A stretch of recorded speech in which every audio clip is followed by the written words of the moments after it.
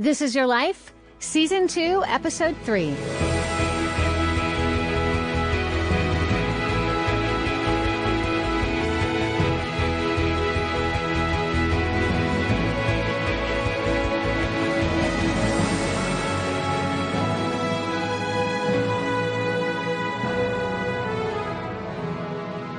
Welcome to This Is Your Life with Michael Hyatt, where our goal is to give you the courage, clarity, and commitment you need to do what matters. My name's Michelle Cachat. I'm your co-host, and today I'm sitting in the studio with Michael Hyatt. Hi, Michael. Hey, Michelle. You know, I know you know this, but you're kind of the platform guru, right? You're the go-to platform guy. Well, I don't know that I would accept that, but it's true. You have the Platform Book, you have Platform University, you have a Platform Conference. So you've spent a lot of time trying to understand and teach people how to be able to build their platform. And the goal is not just to build a platform for platform's sake. It's so we can get our messages out there, these messages that we believe in, that we feel called to deliver, to try to get it into as many hands as possible. This is the key thing. And so many people feel like they've got something that would be of value to people, and they want to get it out. They just don't know how to do it in a noisy world, and a platform helps people do that. Yeah. So we're not just about building platforms because we need attention. That's not Right. what you're about. That's not what I'm about.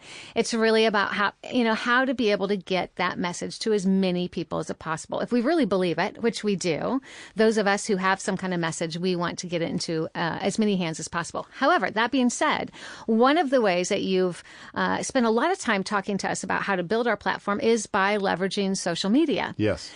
Okay, but this is the problem.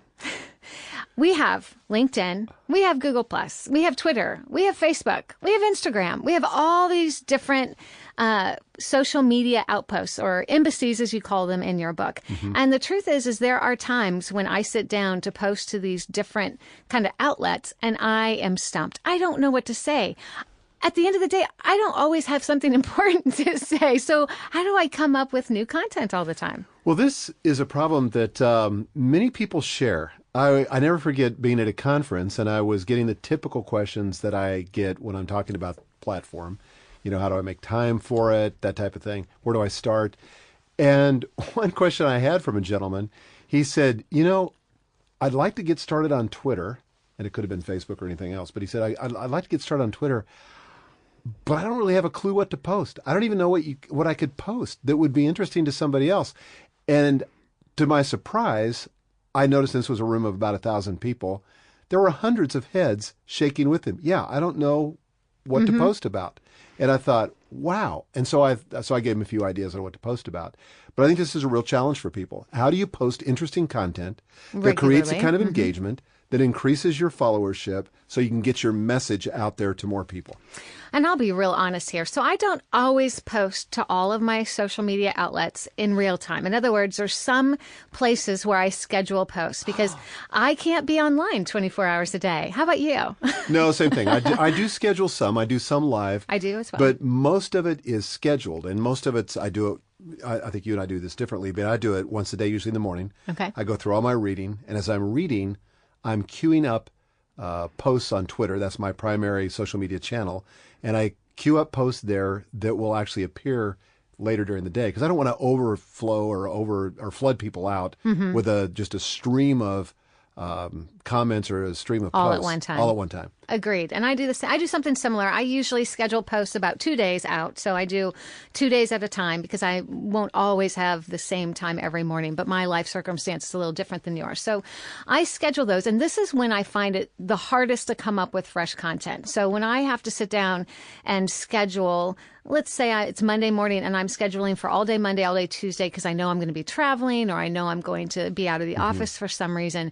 So I need to come up with, let's say, maybe 8 or 9 different posts, 10 different posts to last over 2 days. Is this Facebook, by the way? Facebook or Twitter. Okay. I don't post that many times on Google Plus or LinkedIn, but usually Facebook and Twitter. And this is my professional Facebook page, not my profile, my personal profile. So then I sit there, I need to come up with content. And, you know, I don't know if it's because the pressure is on. I got nothing. Yeah. I got nothing. I can't come up with anything to post. And there may be a few blogs I read. I can share those. But eventually I don't want to share 10 blog posts that I've read. I want to mix it up. So today you're going to help me figure out how to come up with that content. Absolutely. Because whether you don't know what to post because you're a complete novice, or you're just kind of in a rut, Yes. or you just find that there's certain kinds of status updates that you gravitate towards, it helps all of us to have a broader palette. More tools in our toolbox, more songs in our repertoire, something that makes it more interesting, because the people that get followed in social media are the people that are helpful or the people that are entertaining. And the truth is usually we can be both. Yes. If we're a little intentional about it. Great. So you're going to give us 10 types of different social media updates. So 10 different types that really become kind of a list that we can pull from. So when we're sitting down and getting ready to do posts, we can look at this list and come up with creative things to write. Well, this is a list I even look at when I get stuck.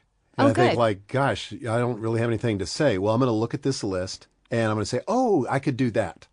So that's what I'm going to give you. All right. So for those of you who are listening today, we're going to give you all 10 of these different types of posts. But just know that you can also go to Michael's website. You can find this list. It will be on the show notes. So you'll see that. And you can actually print it out and use it as you do your updates even this week. Absolutely. All right. So let's get started. What would be the first type of social media update? Well, this is the one that I recommend most often. And I'm going to tell you why. But it's share a resource.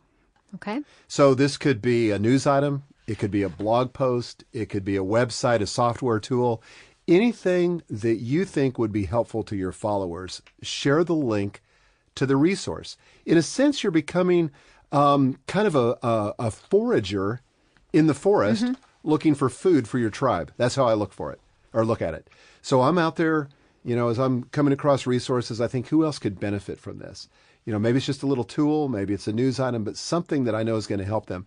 This also establishes your authority. Okay. Because if you develop the reputation of being a trusted authority on delivering the kinds of resources that are helpful to that niche, I don't care if if you write about photography, or if you teach swimming or guitar lessons, or you write on leadership like I do.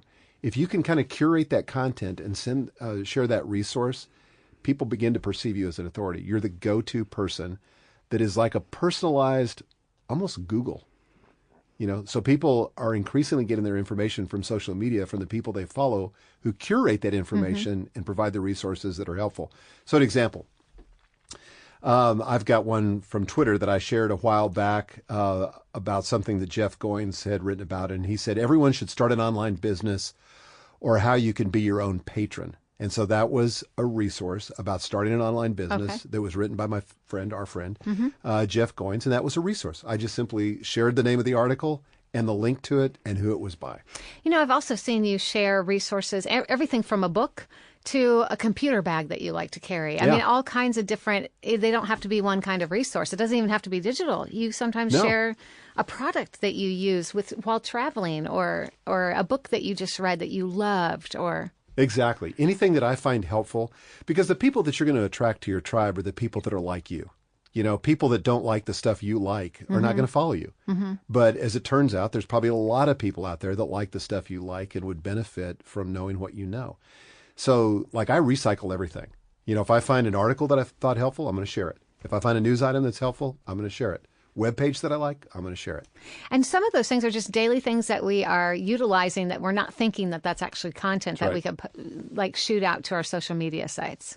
Yeah, I think of it almost like everything I've been given in life, I've been given on behalf of other people. So I want to share it out. So some of it's just noticing the things that you're using on a daily basis that you can turn around and turn into a tweet or a post. Exactly. I noticed, by the way, Ray Edwards, on one of his most recent podcasts I listened to today, he was talking about this iPhone holder that fits into your air conditioning vent in your car.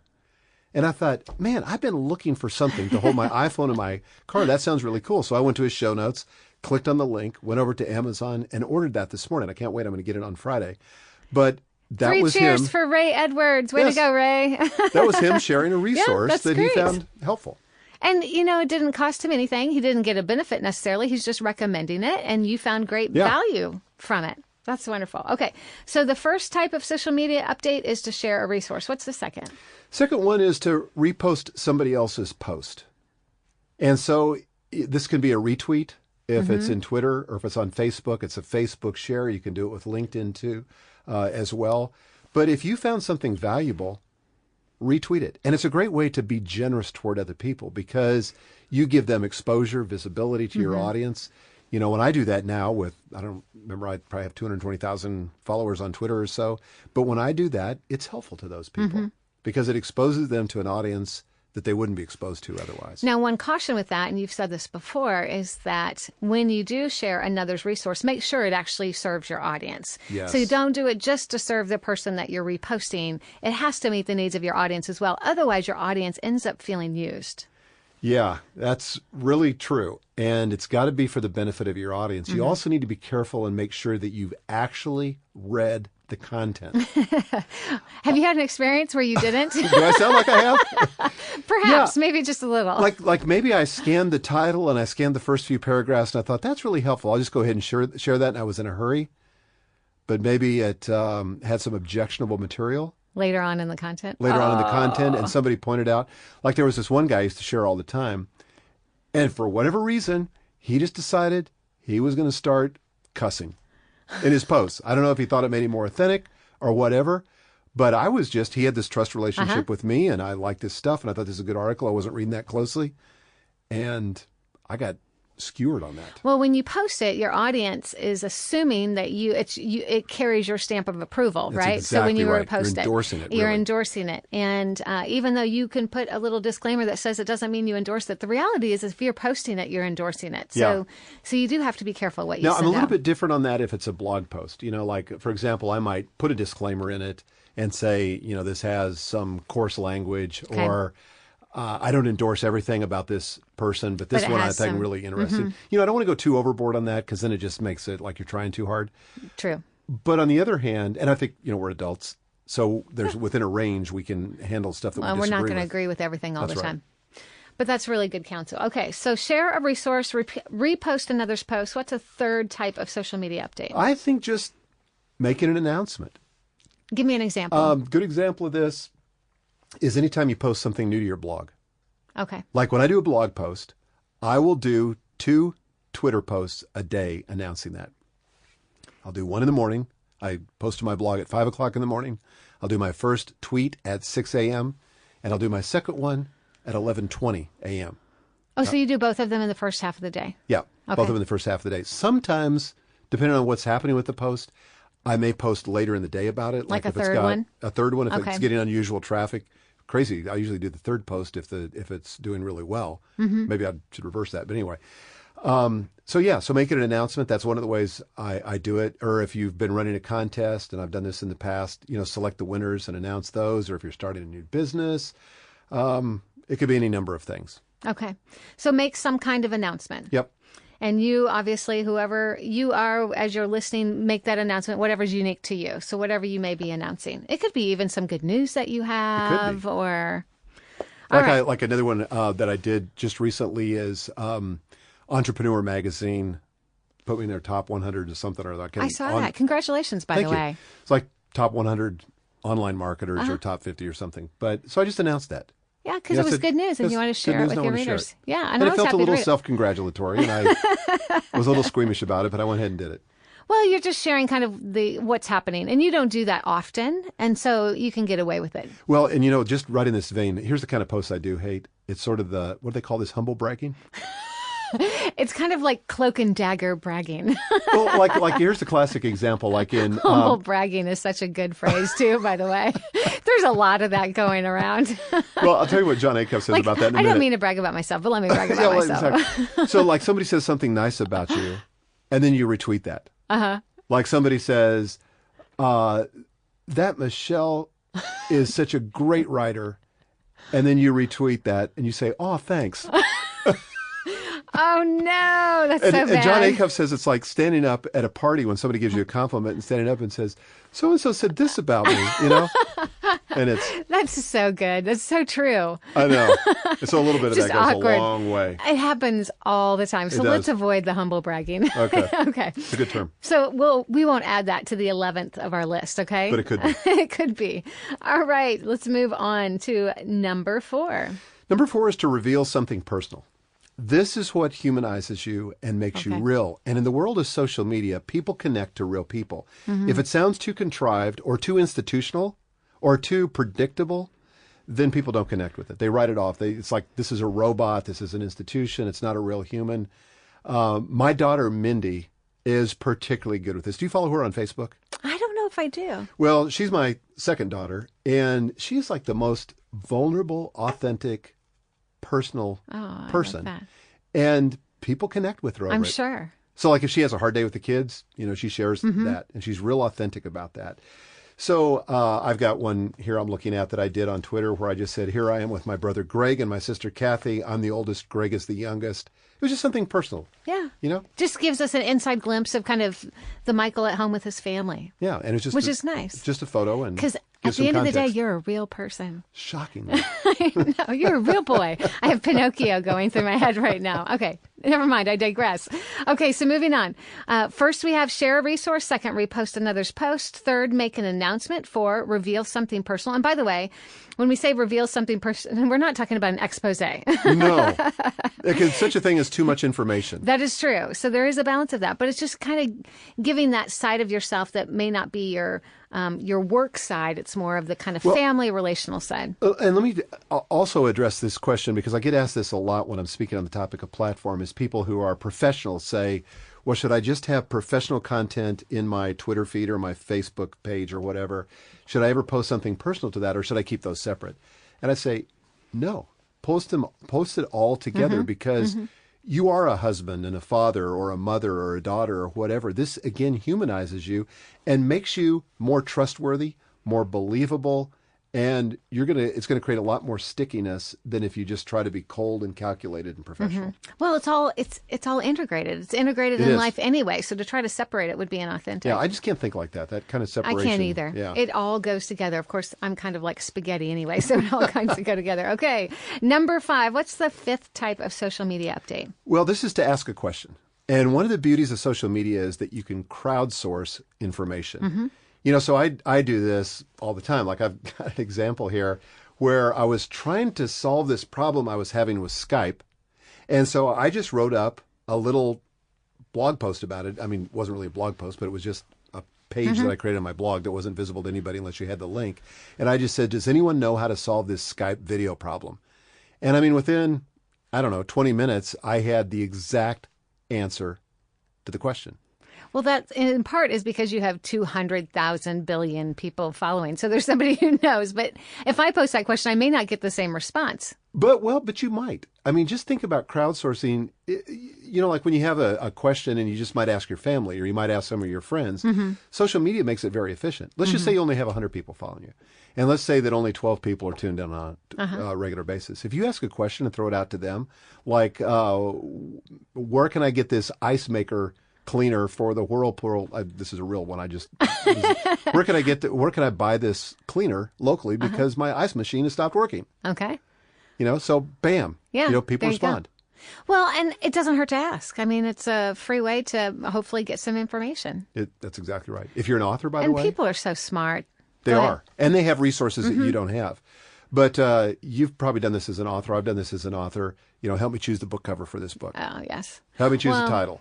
Even doing surveys on different topics, I've gotten some great speaking topics and even some anecdotes to use in a presentation from polling my Facebook audience. I've done that a lot with speaking, where I need some illustrations. Or I said recently, I spoke to a bunch of real estate professionals, and I said, who's killing it in social media in the real estate space? Oh. And I got some terrific examples that I used in my speech that very week. Oh, now that's smart. That's good presentation skills. You got skills, man. All right. Number 6, the 6th type of social media update is provide a discount.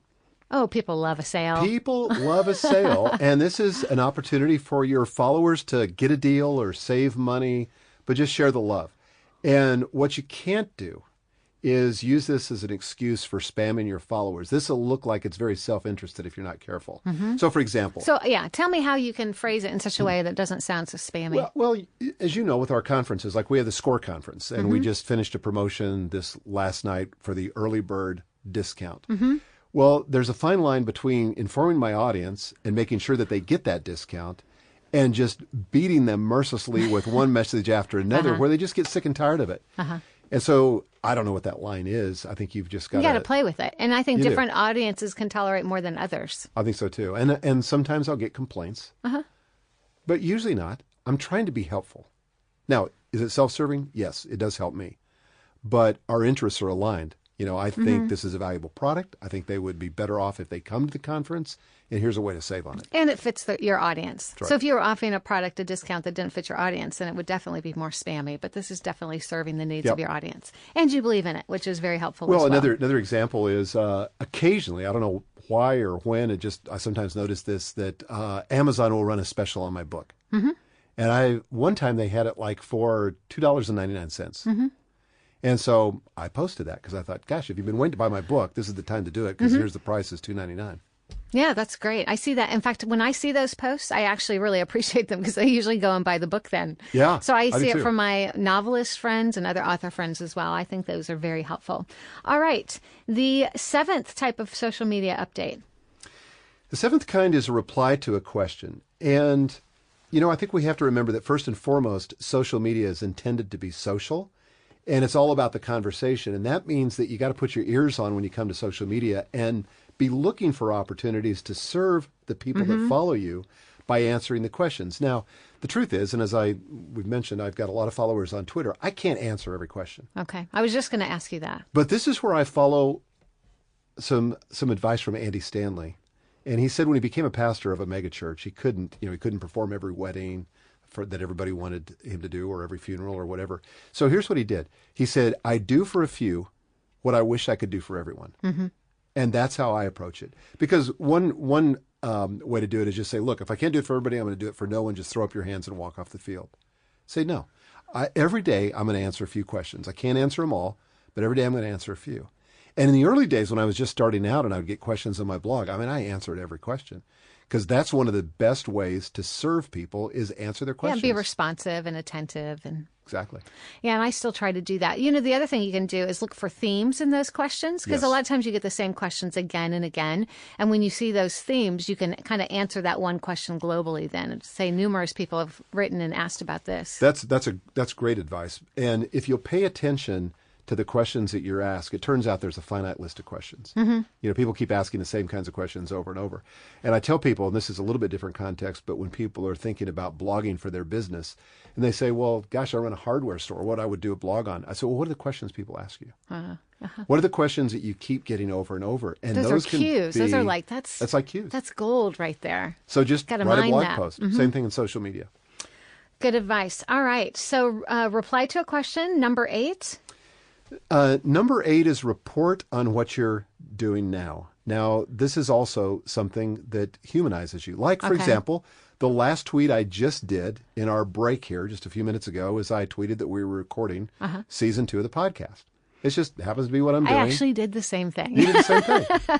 So we were practicing this very thing.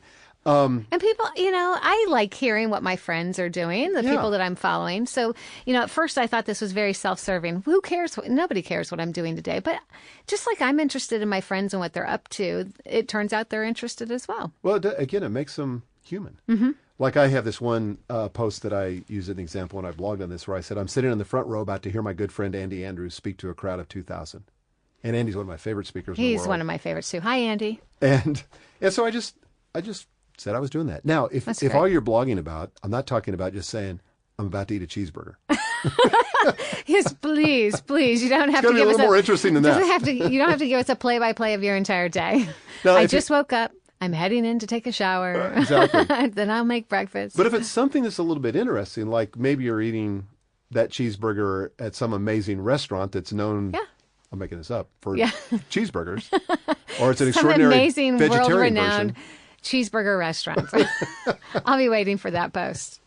Okay, so report on what you are doing now. What's the 9th type of social media update? The 9th one is offer your congratulations. And I really like this one. I and do this too. is the one that I want to start doing more. Just adding those affirmations, sending those affirmations out to people that I see that are just thriving and doing well, and do it in a public forum. Absolutely, because it's taking some of the light that's been cast on you and deflecting it and using it as a spotlight on other people. It's just another way to be generous. It's another way, and generosity is, by the way, what drives social media. I often get asked this question, Michelle. People say, well, do you think social media is making us more narcissistic? Absolutely not. I hear that all the time, too. And what I say is, actually, I think it has the opposite effect. And at least for the people that are succeeding. Okay. You cannot be successful as a narcissist on social media because it's not all about you. If you make it about your audience, you grow your following faster. Part of what created... That's really very interesting. I haven't thought of it that way before, It but I think rewards you're the generous. right. It rewards the generous. And one of the ways that I hit this inflection point with my blog was when I started making it about my audience. I've got another friend I'm not going to mention, but started blogging about when I did. He's actually a very good writer. And he kind of stalled out. And a lot of it is because it's all about him. Mm-hmm. And he doesn't use it as an opportunity to lend his platform to other people or shine the spotlight on that. And I've been pretty intentional about that. You know, people are very smart. They can sniff that stuff out pretty quickly. I mean, I know I usually can pick up on that pretty fast, and it's such a turnoff that I don't hang around for very long. Well, yeah, and I think the more you congratulate other people or thank other people publicly, the more it actually increases the behavior that you're trying to affirm. Mm-hmm. Now, I happened in this one post I showed you before we got started. I said in this post, I made my connection. Thank you, American Air. Your service was outstanding. Yes. So grateful. Mm-hmm.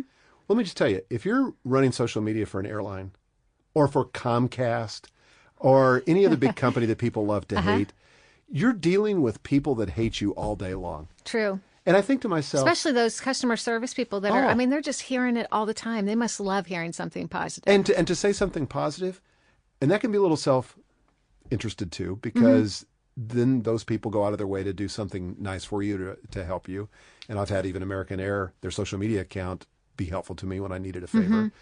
But it's just good. It's just a good way to live. It's just nice. You know who somebody who does this really well is Mary DeMuth. She actually affirms people regularly on her Twitter account, and I love that. I got one of those from her this week. I know, she's very good at that. And every time I see her do that, and she just cheers for people and affirms them, it just reminds me. First of all, it feels good every time she does that. It's just so nice to hear that positive word. But it reminds me that that's the kind of person I want to be too. On Twitter, Mary DeMuth, MaryDeMuth. So all of you need to tweet Mary today and tell her and affirm her. She does such a good job. She really does. Okay, so what's the final type of social media update? Well, this is similar to the previous one, but it's wish someone well. Oh, yes. You know, just use it as an opportunity, whether it's a simple happy birthday or congratulations on your promotion. Social media provides a way for you to call attention to the people you care about.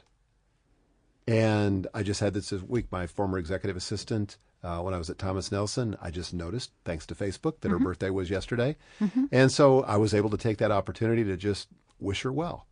And just think what our life was like before Facebook. I mean, yes, the people that were the better representatives of our species sent birthday cards and did all that.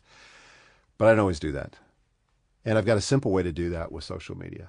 You know, somebody just did that. We both just mentioned that during our break that we posted that we were here recording season 2 of This Is Your Life. And somebody just replied. Her name's Deanna Albrecht. She just replied and said, I'm thinking about you. I'm praying it all goes well today. Oh. And just that kind of connect of, you know, I know you're in the studio recording and I'm wishing you well was such an encouragement. I loved that. Just took her like 2 seconds to do, but a huge encouragement. Yeah, absolutely. So there's lots of opportunities, lots of ways that we can express ourselves in social media. And sometimes all it takes is when we're stuck looking at a list like this and saying, oh, I hadn't thought about that for a while, or I haven't done a post like that for a while. I'm going to go ahead and do that. Yeah, it's just that rut. We get into it so easily and we all kind of gravitate toward a certain kind. So just having this list available is so helpful. So let's recap one more time. The 10 types of social media updates that we can all utilize in order to kind of just add some flavor and some buzz to our social media content. 1 is share a resource. 2, repost another's post. 3, make an announcement. 4, reveal something personal. 5, ask a question. 6, provide a discount. 7, reply to a question. 8, report on what you're doing now. 9, offer congratulations. And 10, wish someone well. Again, if you didn't get all 10 of those, you can go to the website and you can print off the actual post and we'll have all of those for you. You can keep them handy next time that you are stuck and can't come up with something to post. Well, if you've enjoyed today's conversation, you can get all the show notes as well as a full transcript of the entire episode at michaelhyatt.com. In addition, if you'd rather watch rather than listen, we have the entire video of this episode at the same website at michaelhyatt.com. Do you have any final thoughts, Michael? Well, this isn't related to the 10 kinds of posts, but this is something that I found terrifically helpful in recent months, and that is whenever possible, include an image in the post. Oh, good advice. Yes. So whether you're it's right. just an image off my iPhone or something that I find on the web, images will make people take notice. Is that on Twitter as well as Yes. other places, LinkedIn Absolutely. and Facebook? Obviously, Facebook Well, seems to be a lot of. Facebook and Twitter are the primary ones I use, but I will also do it on Google+. I don't really Okay. use LinkedIn much, but definitely Twitter and definitely Facebook. It'll make your post stand out. So include an image. Well, thank you for being with us today. Until next time, remember, your life is a gift. Do what matters.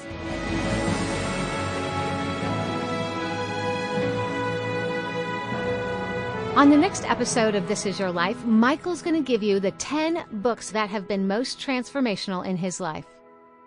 I found it page turning. I got lost in it, but more than that, it helped me see my life in a new way.